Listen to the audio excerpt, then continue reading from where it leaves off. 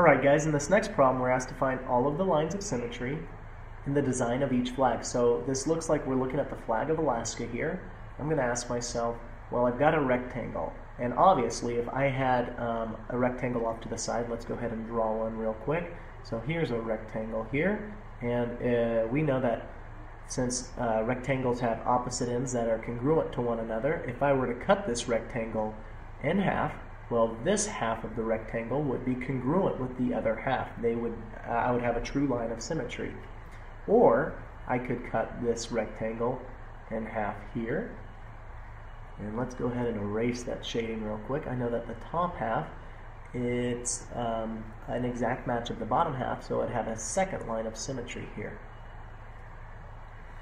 But let's go ahead and look at the flag and ask ourselves, do we have any lines of symmetry here? If I were to cut straight through, let's use another color and think of this as a vertical cut here. Would this half of the flag be an exact match of the other? Well, I can see that the length of each side, well, the lengths are congruent to one another. However, since I have objects within this rectangle, these stars on this side would not flip over to the other side and create an exact match. Therefore, this is not a true line of symmetry. Let's also look over cutting it horizontally here. If I were to cut through with a horizontal cut, I would say this top half is not congruent to the bottom half because there's only one star above and there are multiple stars below.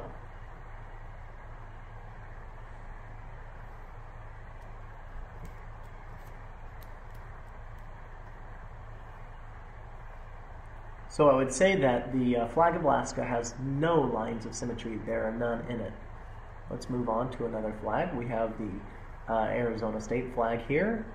And if I were to cut a line horizontally through this flag, well, the rectangle, well, for the shape of a rectangle, this might be a line of symmetry. However, since we have an image within the rectangle, this top half does not match the bottom half. Therefore, this is not a line of symmetry here.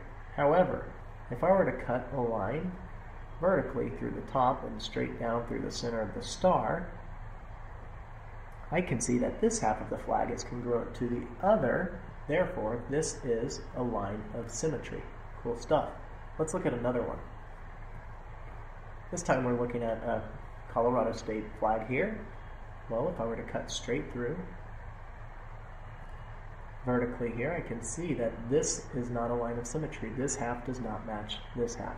However, if I were to draw a line running straight across or cut through here straight across, this top half of the flag matches the bottom half.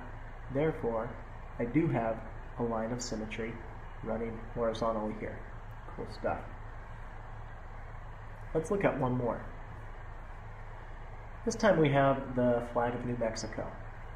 It looks like there could be multiple lines of symmetry here. Let's go ahead and start by cutting one straight down the center. I can see that, yes, I have one line of symmetry here. This half of the flag matches the other.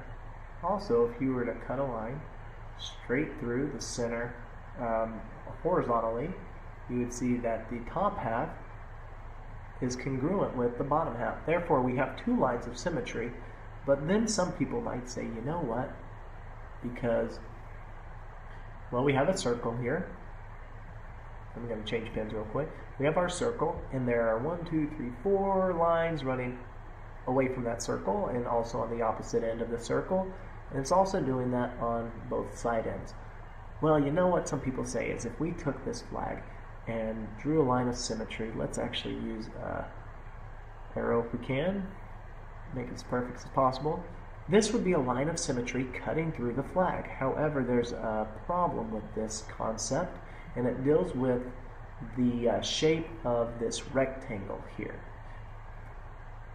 So you would take this corner and you try to fold it over down to meet with the other corner. And I dare you to try to do that at home. Grab a piece of paper, turn it so that it's rectangular like a flag, and try to align this point with the baseline and see if it ends up meeting on that corner.